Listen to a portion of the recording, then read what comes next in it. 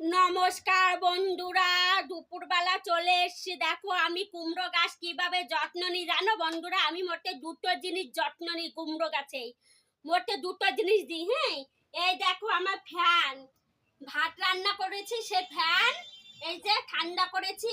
আর এই হচ্ছে সকালবেলা চা করেছি, চায়ের পাতা। হ্যাঁ, এই যে চায়ের পাতা দিয়ে দিলাম, চায়ের পাতা দিয়ে দিলাম। এটা আমি এখন কুমড়ো গাছে ঢেলে দেবো। চলো কুমড়ো গাছে ঢেলে দিয়ে আসি।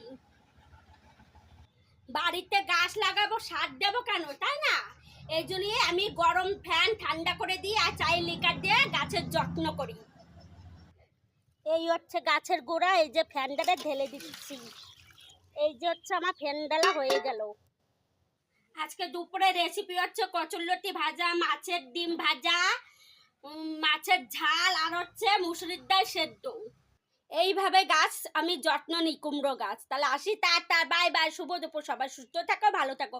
আমার ভিডিও যদি ভালো লাগে লাইক কমেন্ট করে পাশে থাকো বন্ধুরা।